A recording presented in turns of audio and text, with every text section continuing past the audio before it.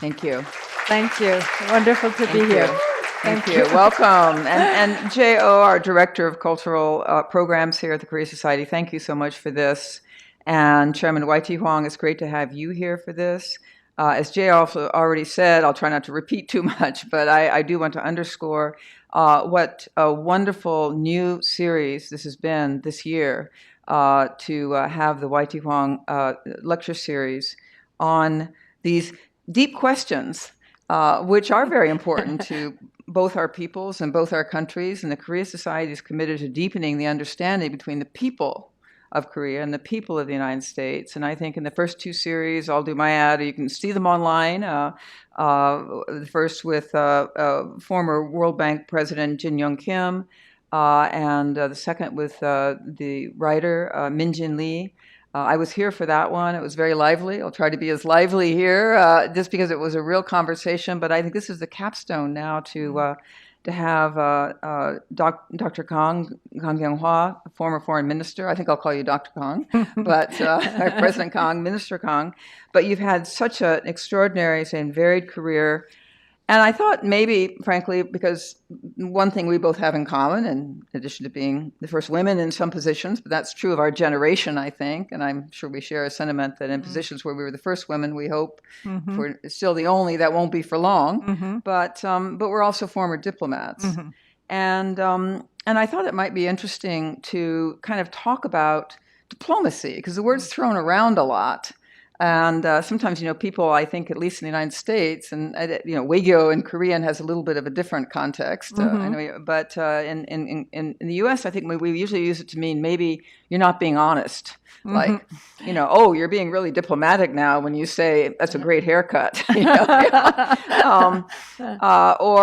there was when I first became a diplomat way back in the 1970s, I remember reading a quote from the British prided themselves on being great diplomats, the original diplomats, along with the French, of course. And there was a British diplomat who famously said something like, a diplomat is a gentleman, meaning, I guess, a person of good values and morals, who goes abroad to lie and intrigue in the interests of his country.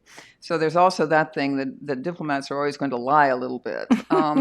But I think we've had a different experience of diplomacy. And also, I think what's so interesting about Dr. Kang's career is that you've been a diplomat representing the Republic of Korea through its period of democratization and a real rise in the world and its global standing and the complexity of its diplomacy and its world standing from the 90s until your time as foreign minister. And then in between then, you've had this extraordinary career in what we sometimes call multilateral diplomacy, most especially at the United Nations.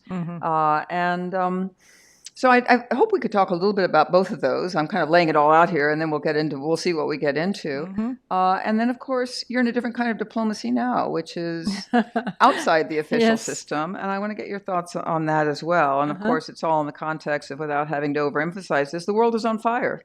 Yes. We're at a time when people are thinking, why are we talking about the international community and the rules-based order when it seems like none of that's really working very well?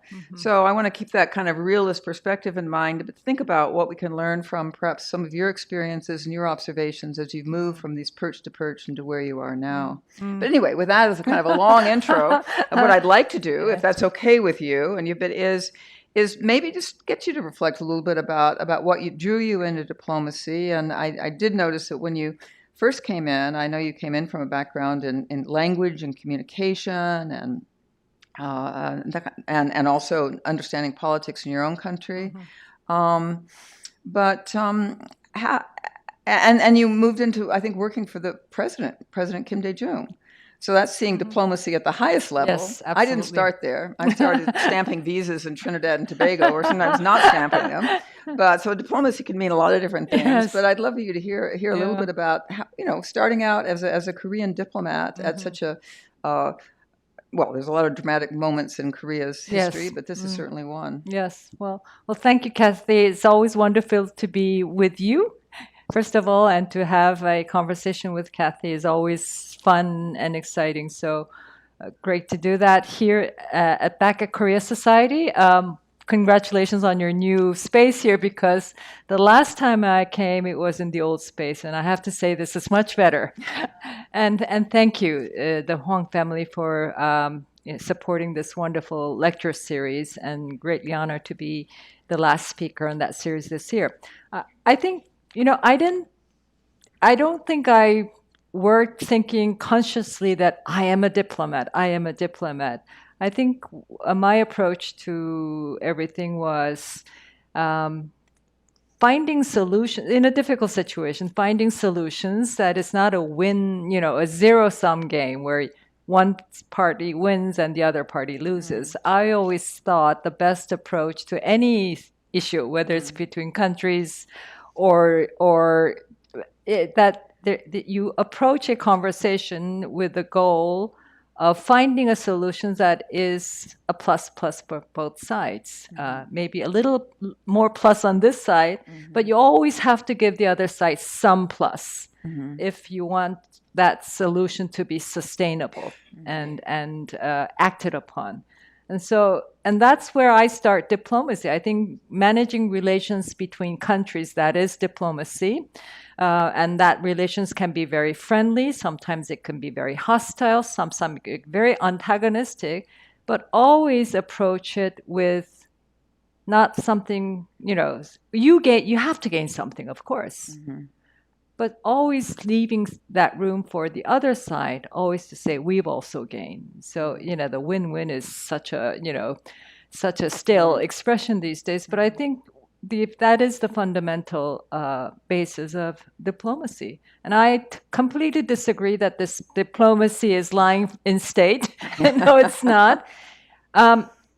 Maybe that worked in the past when governments were top-down authoritarian governments. Foreign policy was driven by top-down approaches, and diplomats just were given your marching orders and you deliver the messages. This is not that kind of a world anymore. We represent democratic societies where foreign policy issues get discussed all the time in public. And conduct of diplomacy is constantly scrutinized. And there's no way anything can be kept a secret for not a very long time. So I always find that being honest about your position, but also having the ear to listen to the other side, being consistent. You can't go and say this to one country and go to another country and say something different. That wall doesn't exist anymore, I don't think. So you have to be consistent, you have to be honest, and you have to be genuine. And of course that causes disagreements. And then that makes that, those disagreements are hard to reconcile and overcome. But I think honesty and consistency ultimately, it brings you agreements that are sustainable. And of course, there has to be some compromise. So this, this very principled position. The other thing that I think that makes it very difficult in this day and age is that, as I said, so much is played out in the public realm. You have to have statements. You have to explain what went behind the scenes to the public. Press releases and press conferences are expected. And so I do see some countries saying completely different in their representing what I think is what went on in the room, and what they say in public is very different. So there's that element, that desire to use it for political gains. I think that's self-defeating. You lose credibility. Right? Yeah. No, I mean, I think trust is important, and trust has to be built and maintained. Yes, and it's even more important in kind of more adversarial relationships, right, if you like, because even there has more to be so. Yes. Yeah.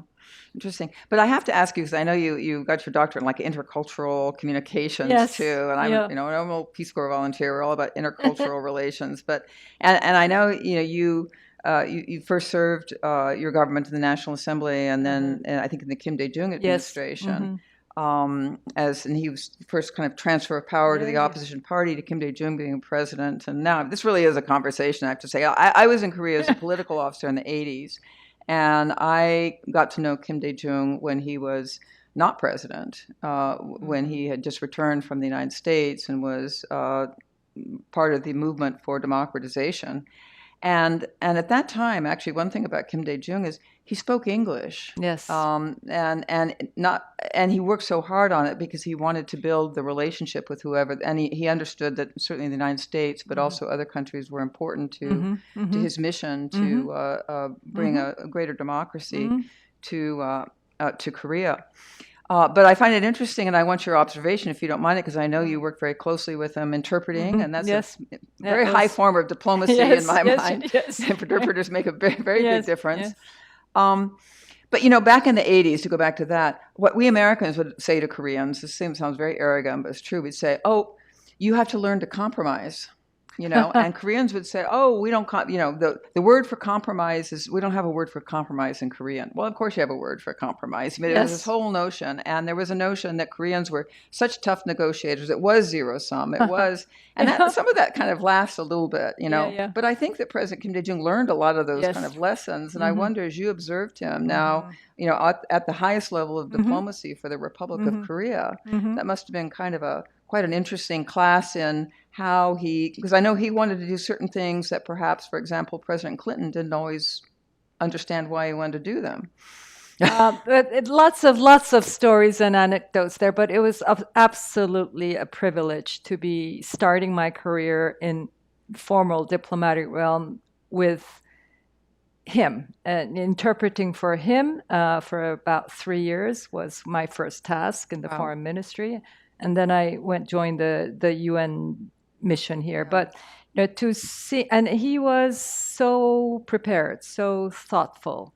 And I think that reflected his, the depth of the knowledge he had. He was an avid reader. He had traveled to many continents and countries, so he had a real feel for the global community. And this, of course, was the time when we were struggling with the IMF-imposed economic restructuring.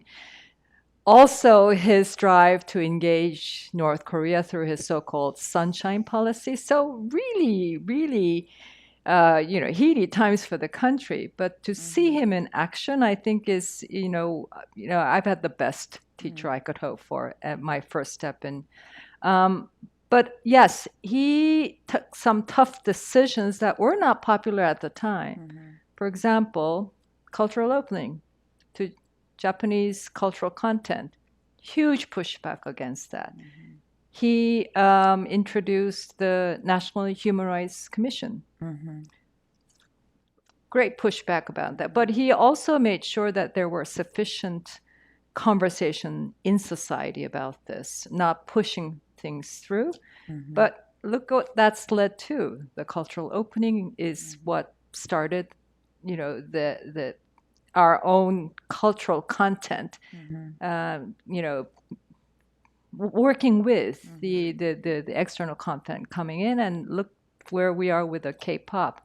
Look where we are with our National Human Rights Commission, which I think is institutionally one of the strongest around the world. Look where we are with our IT. He started the first steps toward the digitalization of the country. And I can say so many more.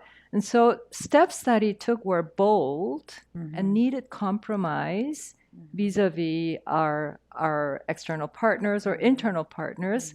And I think looking at that and seeing where that has led the country, you do see the value of maybe a one step backwards now, but leading to much bigger gains in the future. And that is what compromise is about. Because for things to work, it has to be sustainable. And if the immediate gain is all win for you and all loss for the other side, that is a sure seed for further conflict and clashes in the longer run.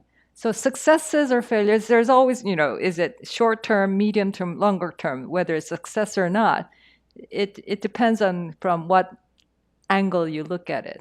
So I always think maybe a little bit of a loss now, maybe not a big gain now, but if you look at it in the longer term, especially in hindsight, it's so much better to have made that little step backwards to be able to have that. And as you mentioned, I mean, the crisis of the financial crisis of 1998, Yes. as he was thrust into office, meant he did have to compromise, He did right, have to on his own compromise. hopes and Yes. and I of remember the what he was going difficult to conversations accomplish. he had with the U.S. Treasury authorities coming, because I think during the campaign he made some promises that went against the IMF package that was agreed to. But I think once in office and seeing the responsibilities in front of him, he of course had to compromise and had to work with the IMF folks. But it was, and that was a huge, difficulty for everyday people in facing the restructuring. Lots of people out of work, businesses closing down in terms of this restructuring. But I think that the country had to go through that at that point. You can say now the IMF conditionalities these days are a lot lighter because the IMF has also learned its lesson. But at that point, I don't think the president had any other choice, and that meant lots of difficult conversations with the IMF and the U.S. Treasury authorities. But he was a master communication. He would come with a little piece of paper, smaller than this, and he had, 깨알 같은 글씨, like little, very, but full, and then he would just put it down like this, and he would have a conversation, and every one of them, whether it was the World Bank president or a GE executive or another summit heads of state, they would all walk away really impressed with how prepared he was and how convincing he was. So what an incredible early experience to have in negotiations at the master level, at the highest level too, politically. Yeah. And then you took that into a kind of, if you like, a somewhat more traditional diplomatic assignment of, as you said, coming to New York to represent Korea at the UN. And then, of course, you had your UN career. We can't go through your whole career, but I do want to get to the kind of the multilateral portion. But the other part I was thinking about as you were talking, and we were talking about this period in the 90s, is of course, I'm kind of saying this to the audience too, because of course, the Republic of Korea was not a full member of the United Nations until 1992, and it always seems such an irony to me because obviously the United Nations played arguably a larger role in the formation of the Republic of Korea and the division, than any other country, and yet full members in 1992, but by the late 90s. You're going to represent the Republic of Korea here, and what an important assignment. I'm kind of saying that because if you're an American diplomat, there was always a debate about whether you should bother to do, I shouldn't say this in New York, but whether an American diplomat is like, because we were the great power, do you want to spend your time in all these, big committees with a lot of different countries where nothing ever gets accomplished? There was, not everyone thought that, but I'm sure you felt that attitude sometimes, for right? But for Korea, the UN was our savior. I wanted to hear about that. After independence, the UN came, supported our, early start as a republic, came to basically when the war broke out. The next day, the Security Council adopted a resolution saying, North Korea, stop, go back. 3 days later, it adopted another resolution saying, all countries willing to help South Korea, because the South Korean government by day 2, I think, it had requested help from the United Nations, and so adopted a resolution saying, under the banner of the UN, led by the U.S. forces, all countries go and help South Korea. So 16 countries came and fought with us and basically safeguarded South Korea from the aggression from the North. And that's how the war started. Post-war, in a devastated country, UN agencies came to a lot of humanitarian assistance, reconstruction assistance, and that was what helped the countries to stand back on its feet. So South Korea, I think South Korea was one of the few countries, we don't anymore, but celebrated UN Day as a national holiday. I grew up in that generation, so and it's the only country in the whole world that has a UN cemetery in Busan, which is the final resting place for the soldiers from these 16 countries that had fallen to the war, and we're very proud of that. Yeah. And that makes for a very special kind of bond between Korea and the troop contributed countries that have fought with us. So yes, Koreans have a very special longing and appreciation. But of course, with the post-war, this the South-North divide made it very difficult for us to join the United Nations immediately. The communist bloc didn't oppose South, the free world opposed North. So UN was a place of ideological confrontation between South and North. So it wasn't until the early 1990s we were able to overcome that, and both countries were welcomed into the United Nations as a member state. So, which meant there were very few, if not no South Koreans in the UN Secretariat. Good point. Because yeah, we were not a member. We were only an observer. So a decade later, we're still very, at that point, not now anymore, but Korea used to be the most underrepresented member in terms of staffing in the UN system, because we started too late. By the time we joined, it was already a full setup, and so it was very difficult for Korean nationals to find their place in the UN system, which is why I think, I'm still the highest ranking Korean woman to have served the UN system. But by the time I got here at the UN as our minister counselor at the Korean mission here, all of us in the mission were not well experienced in how things run in the UN system. We were still pretty young. So I didn't know how to run a resolution. I didn't know what an informal grouping was. So, and me starting mid-career, coming here and facing this humongous multilateral setup and trying to find my way around it was a huge challenge. And I did learn a great deal from my junior colleagues in other missions. But I think I was able to nurture myself and work myself into the system by really being open about learning. I mean, I had to be honest. I just don't know how things run here. So please guide me through. And I thought guidance from anybody I could get help from. And by the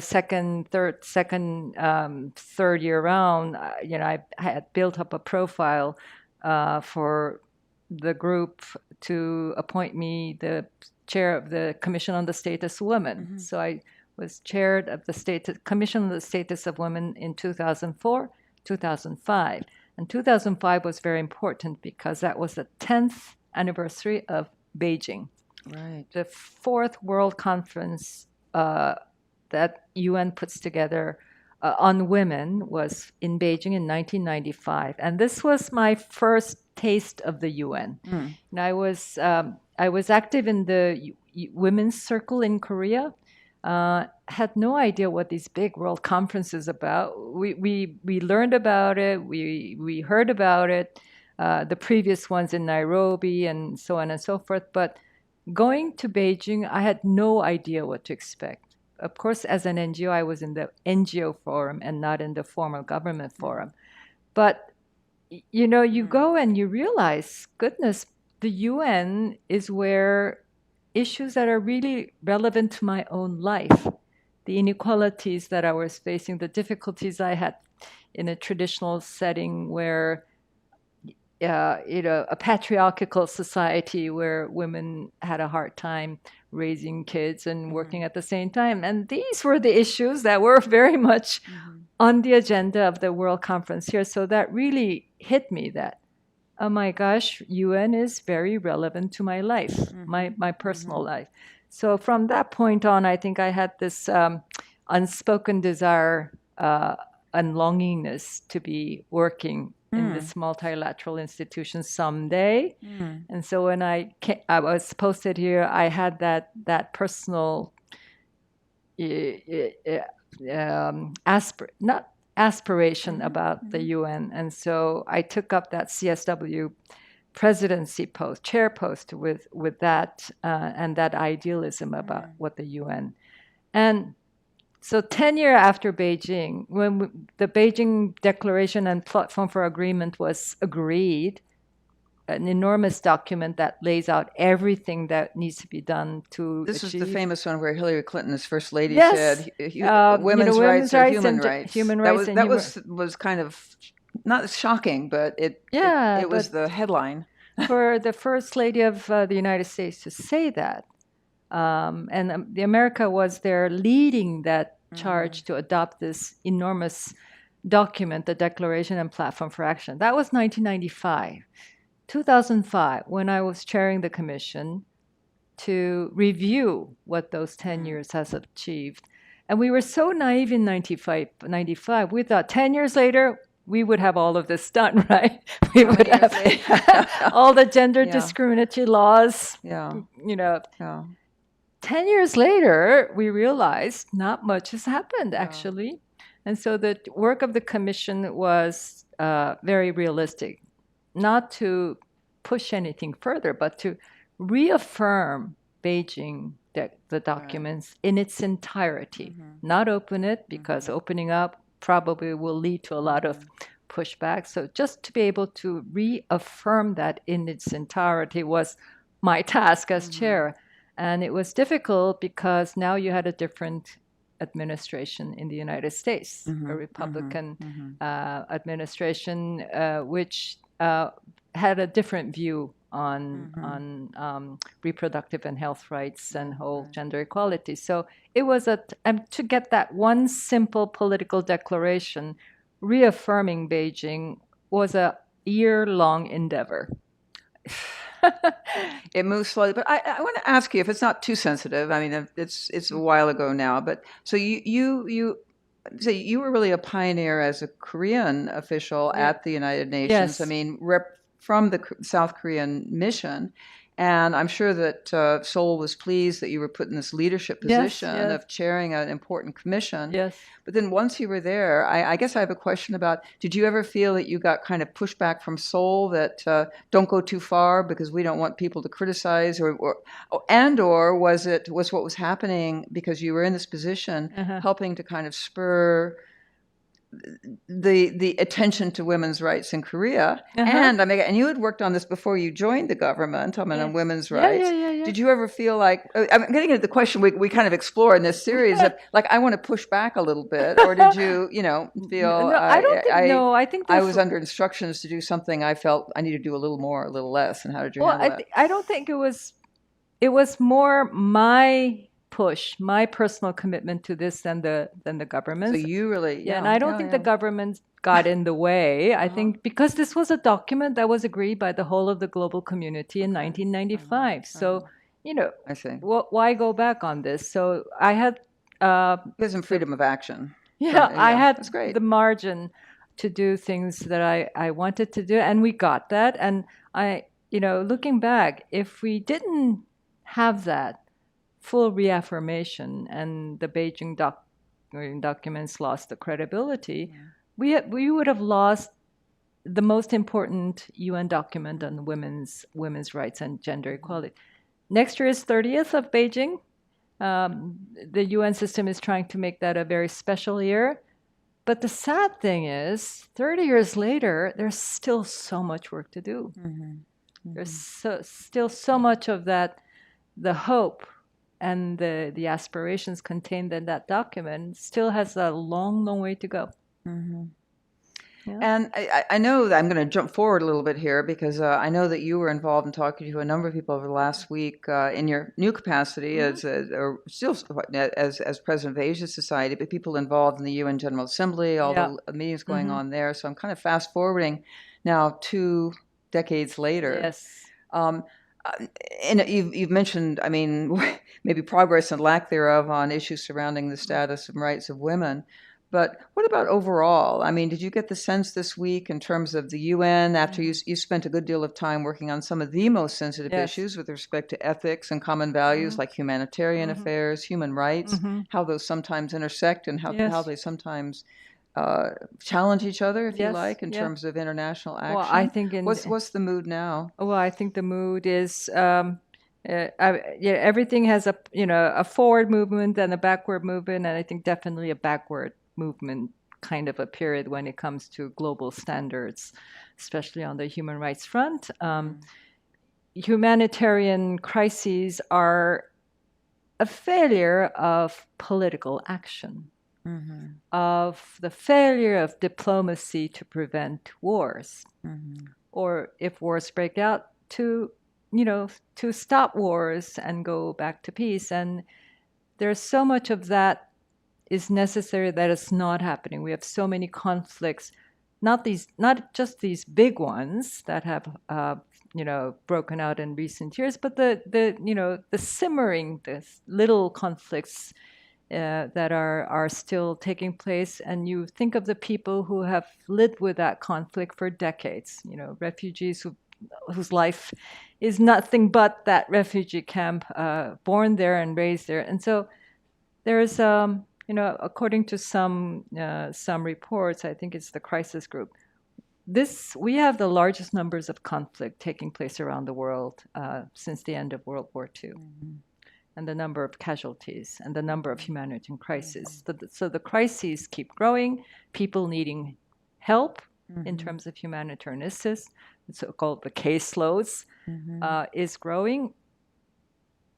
When I was in OCHA in the 2013 to 17, the word famine was so terrible, it was almost a taboo, right?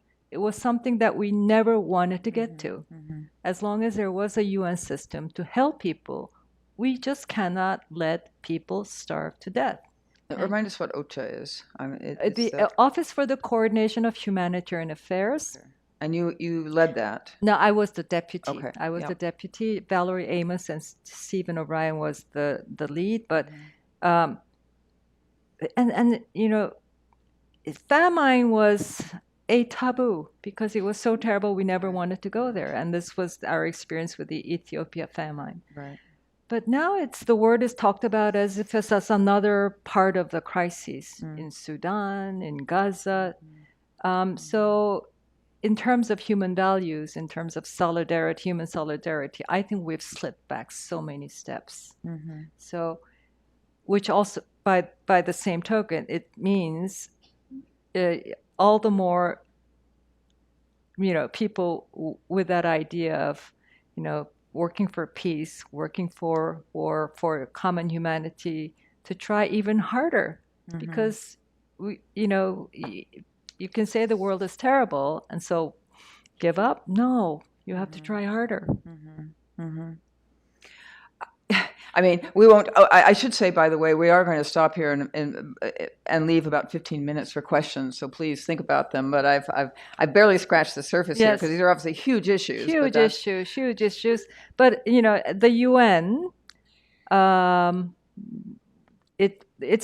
it's not functioning at the top level.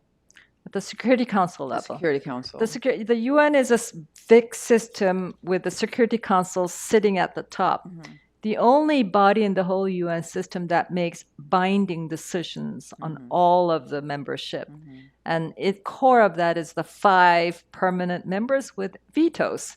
So even if the whole membership wants to do something and there's one veto, it's a no-go. So I always say the UN has a fundamental democratic deficit at the core, and it started out that way. That's right. And that deficit is, clearly a huge problem for the system as a whole when the P5 can't agree to any real issue of peace and security. So that yes, the core is dysfunctional, but the whole of the system, there's so much more technical level work, a specialty area work that is being done and needs to continue. For example, the WHO. It had its challenges at the beginning of the COVID crisis, but think of a world without the WHO. Should another pandemic break out, the World Food Program. So there are pockets of specialized activity that absolutely needs to continue, and there are UN staff overall, I think, are very committed professionals, and you let them do their work and they will do the work, but the membership tends to be very heavy breathing. So yeah, I mean, with this, geopolitical confrontation and the rise of whether we call it a new Cold War or of confrontation between the big powers, it does seem like the UN at the political level is paralyzed, and it really means the Secretary General himself can really not take decisive action. Is that a fair thing to say? Well, I think the Secretary General is hemmed in by the geopolitical, but there's still a lot of things that the Secretary General can do. He has the bully pulpit. His voice carries moral authority. He's shuttle diplomacy. He has access to world leaders, and I think that access should be utilized as much as possible. It's a tough job, as of course the former Secretary General Ban Ki-moon said. But it's a tough job. Yeah. I because you did work in the UN on, you say, in the humanitarian bureau and also human rights. And these are two separate ones. And they're two. I actually have a question. This may be more or less the last one, or almost a penultimate one before I turn it open for questions. I have a lot more. But I want to turn it to, if you don't mind, because this is Korea Society, to North Korea for a moment. That's not so much UN specific. And I'm not going to talk about nukes per se, but rather the human challenges of North Korea. Right? And as an American diplomat who's worked on these issues at various times over the past some years, the U.S. government, for example, always took a position that, at least in principle, humanitarian aid did not depend on the political situation, and I think that's carried over to the UN, right? At least in principle, that whatever the situation is with the regime in Pyongyang or whatever they're doing, if there's a humanitarian need, we need to marshal the resources to address it. Right. But that's always, I mean, not without those who think that's not a good idea. And in the case of North Korea, there'd often be questions about who's going to monitor the aid, all those kinds of things, but also just kind of a sense that somehow this is at variance with our desire to isolate the regime, but also that it may contribute to the worsening of, for example, the human rights situation.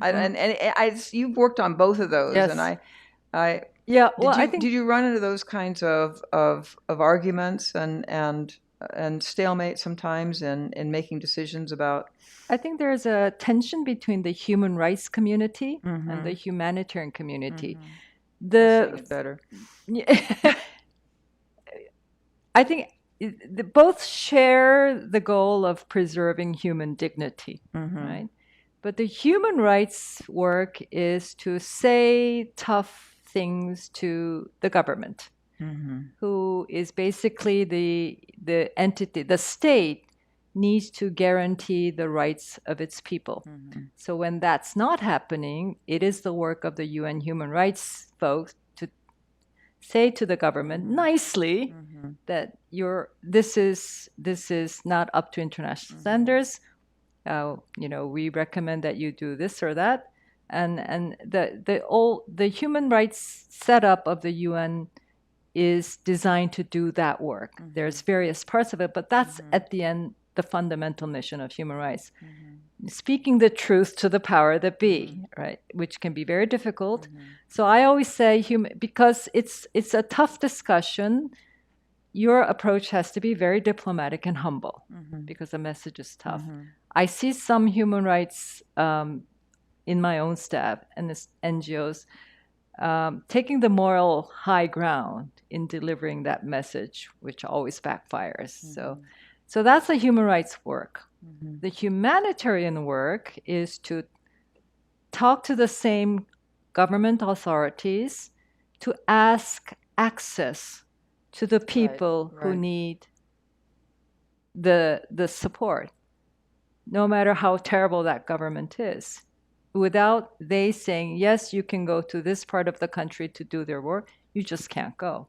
You're not let into the country. So that access negotiation is very tough. The humanitarians have, where, regardless of the regime, the ideological leanings, however terrible there is, the humanitarian principle of neutrality, impartiality, objectivity, and humanity applies.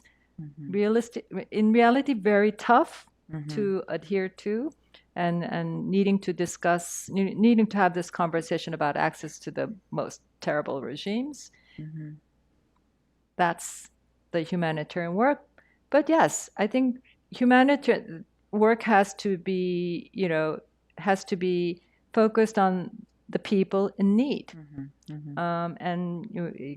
So the approach to North Korea, I always think the human rights work and the humanitarian work has to be separate tracks, and the humanitarian work needs to continue.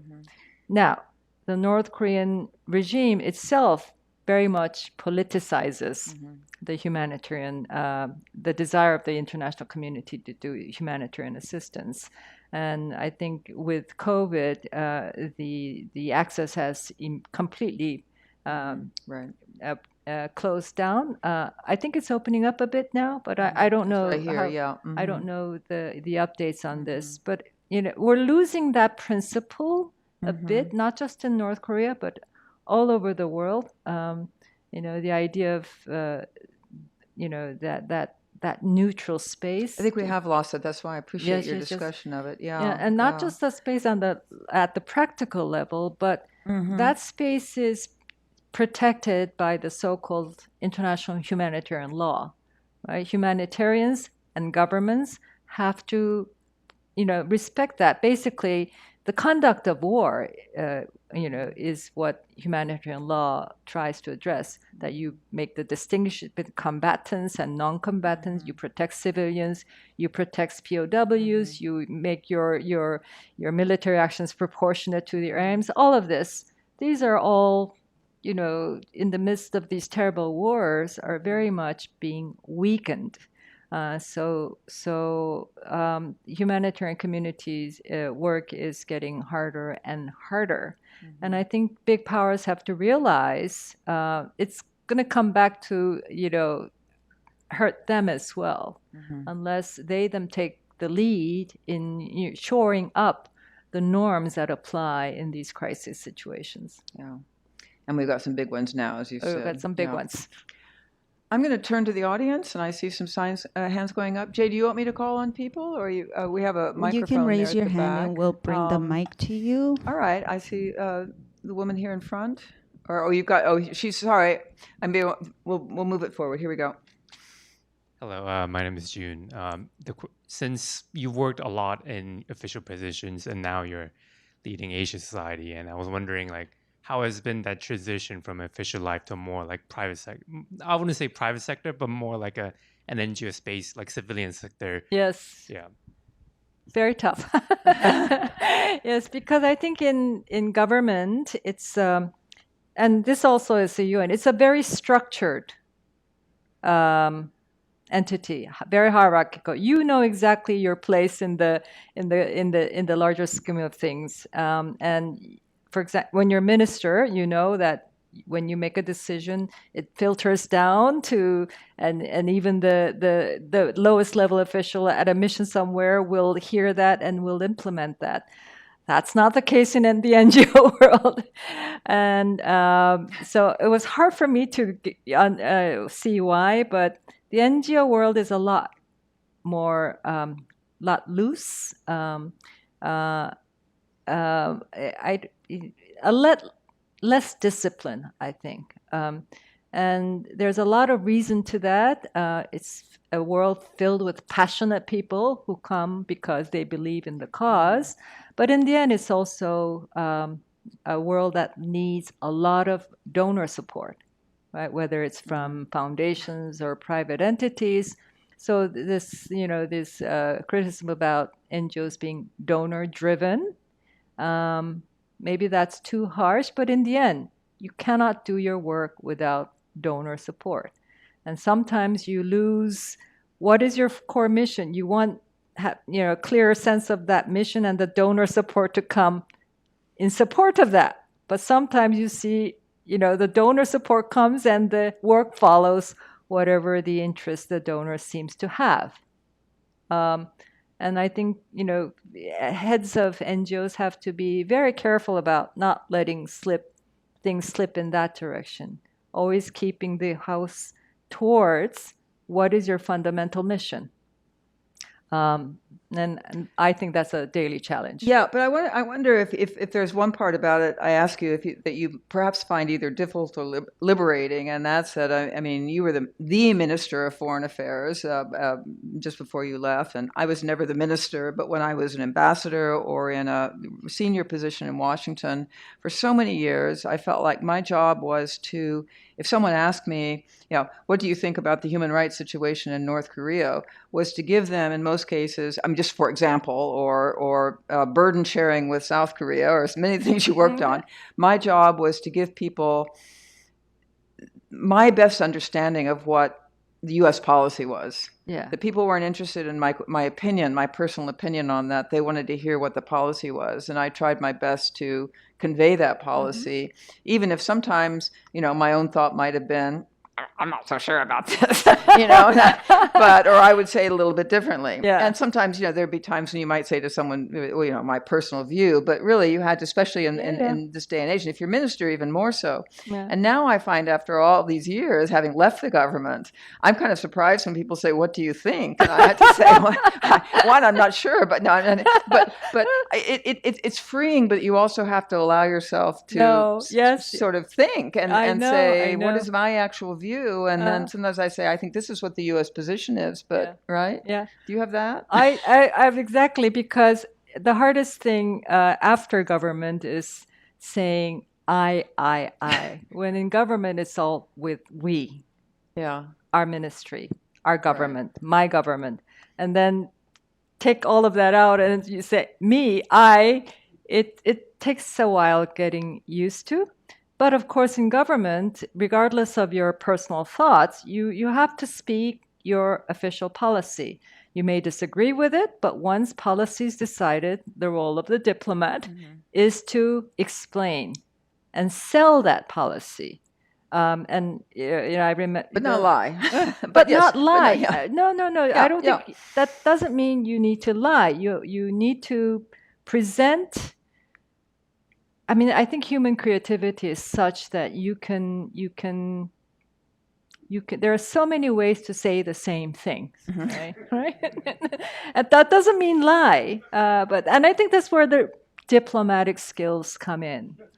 Being able to present the same position, but in a way that is professional, respectful, courteous, and leaving room for the other side to say their things. But a policy is a policy. You may have your discussions in the National Security Council and you may disagree and you may fight it out. But once it's policy, then it is the role of the foreign ministry and the diplomats to say that policy as official policy. But you take that official hat off and you speak for yourself only. It is really liberating, but it really requires getting used to. But in Asia society, you're representing an organization, so you're not. It's again constrained because you want to stick to the mission, you're also mindful of who are your supporters, who are your key donors. So it's also a very careful balancing and navigating act as a head of an NGO. And I just remind myself every day that you do this because it's the right thing to do. It's good for global peace and prosperity. Important. Yeah. All right. Yes. Yeah. I think I was going to. I pointed to you, so I'm going to make sure we come here, and then we'll. Thank you. Just having your presence here of both of you is really inspiring. I'm curious to hear about when you were dealing with irrational counterparts versus rational counterparts, or even someone who plays a role of being irrational for their own interest. How would you strategize your position differently in this context?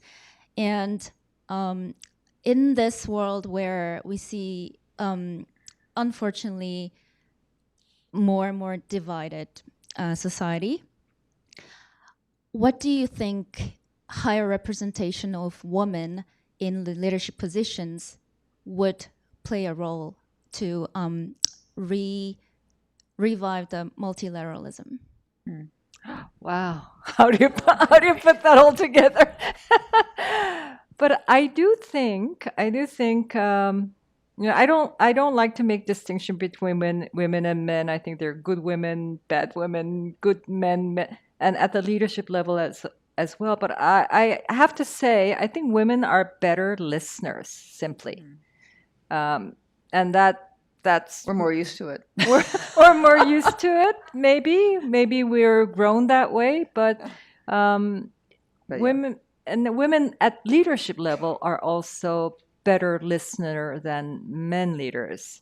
And so if that works both ways, and you listen to each other more and you understand each better, obviously that leads to better outcomes. Whether it's diplomacy, whether it's a domestic issue. So I definitely think there's a need for more women in leadership positions.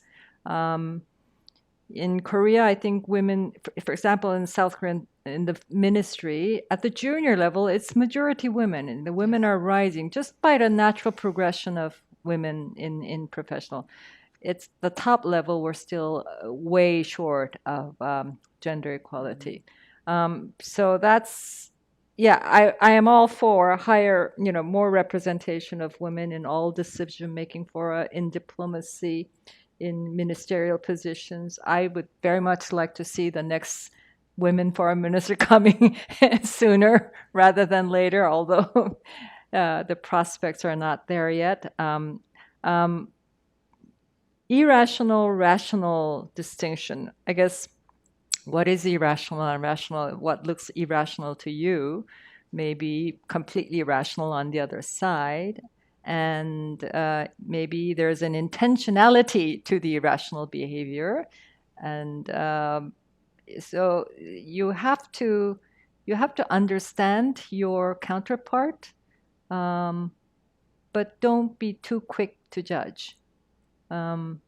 I don't know, Kathy. Yeah, I agree, and I just think there's such a huge cultural element to it too. And I think that maybe Americans and American diplomats, we're more guilty of being kind of a little bit ethnocentric because we're the big power. We expect everybody to do it we're the right way. But if something is, for example, I think Koreans, I was in sort of negotiations, can sometimes say things that sound irrational to an American ear.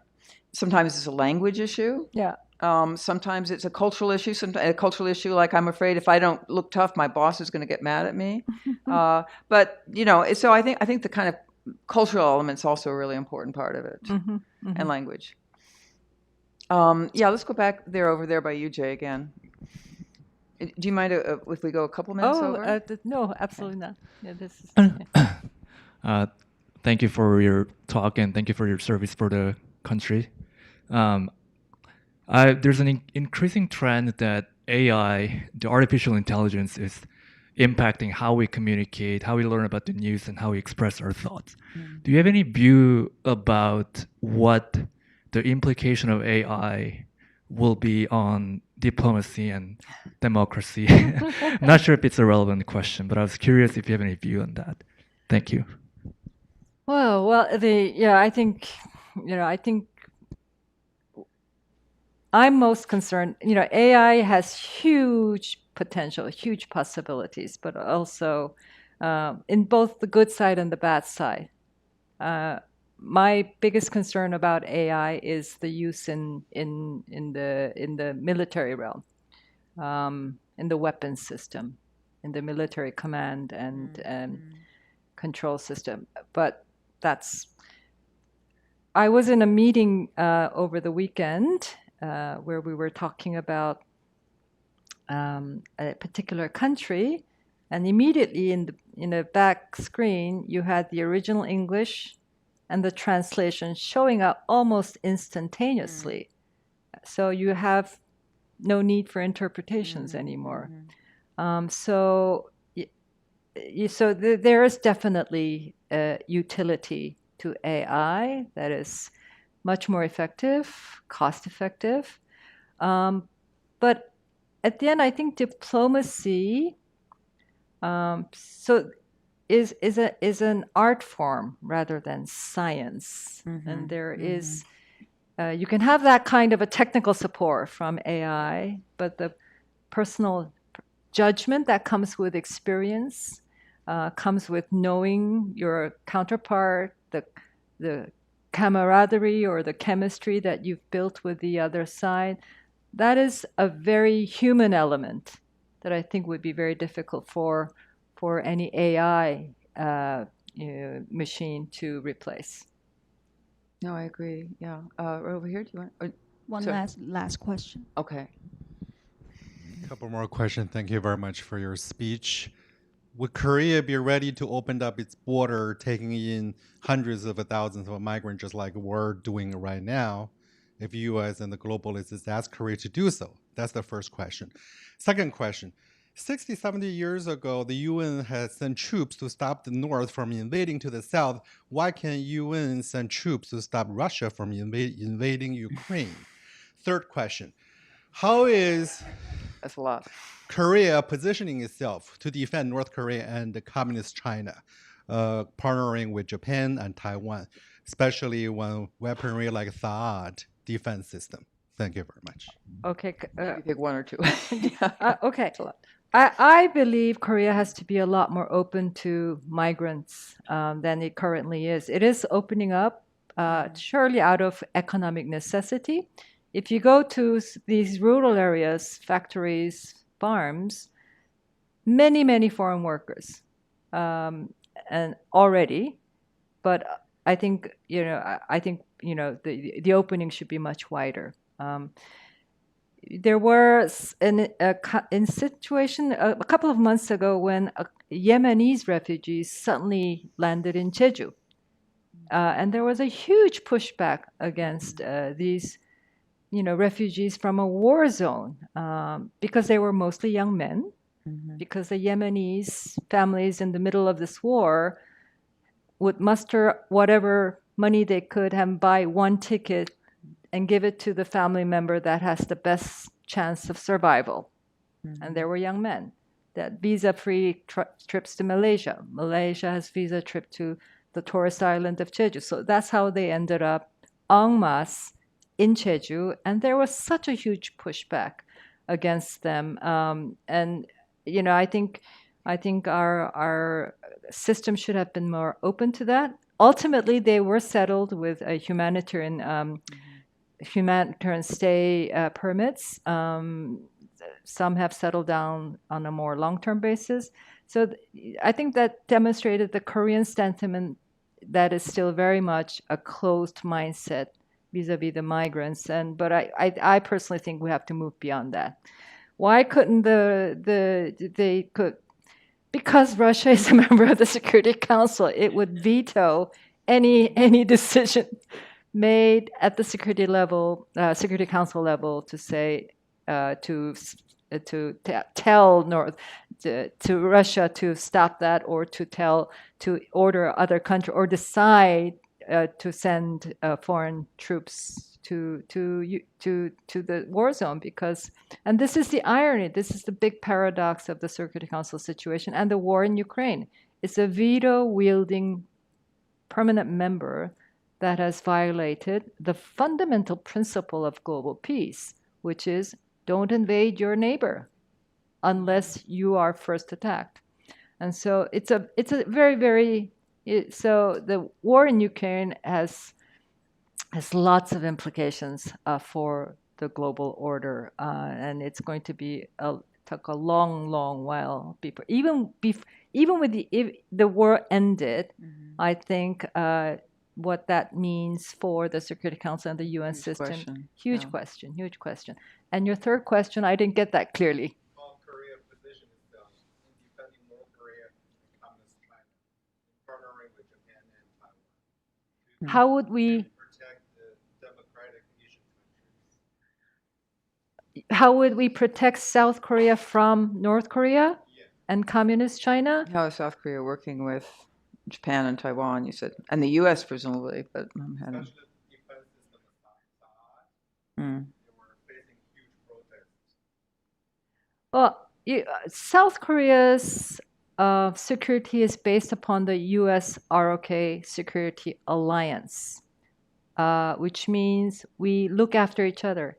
If one is attacked, automatically you have the other coming to your assistance. We have 28,000 American troops still stationed in South Korea. There is, so on security, we very much are anchored in the security alliance that we have with the United States. The whole idea is to prevent war, to deter North Korean aggression, to deter any aggression for that matter. So, and I believe that deterrence is solid enough, and so that we will not get to that point of having a real war again with North Korea. But because North Korea continues its provocation, accelerated development of its nuclear weapons program, and so you have a much more closer collaboration militarily with Japan taking place in recent years. So the U.S., Korea, Japan military collaboration is a lot more closer than when it was when I was in government a couple of years ago. The Taiwan issue is a separate slightly related, but it is a huge issue between the United States and China, and I think the key now is to keep things calm across the strait between China and Taiwan, so that the current situation stays and is managed. Did I put it right? Yeah, Kathy? and I actually, if you go onto YouTube earlier today, we had a session here which actually talked a lot about these efforts at deterrence, in particular cooperation between the U.S. and South Korea as treaty allies, but also the increasing cooperation with Japan. But that's a perfect segue into what I'll make the last question. You've been very generous with your time, and we're so happy you're back in New York with Asia Society and collaborating, I hope, in future with the Korea Society on many, many things. But this kind of regional issue makes you are the Asia Society now, or Asia Society, and I know Asia Society's traditionally had really impressive programs looking at China, big issue we haven't really touched on today, and India as well. But how do you look at Asia, and what are your priorities? Maybe that's a big as you question, say, but- Asia is a big region. It's very diverse, and I we can't do every Asian country, but I would certainly like to for Asia Society to be representative of the diversity of Asia. So we do a tremendous amount of work on China, and that has been the traditional focus. But I would like to branch out and add additional strategic focuses, such as Northeast Asia, such as India, Southeast Asia, And so that's where my thinking is going. Yeah. Terrific. We look Yeah. forward to it, and a lot of Yeah. great programs at Asia Society. Please join me in thanking Dr. Kyung-wha for being with her and for all your service over the years, Thank which you. continues. Thank you.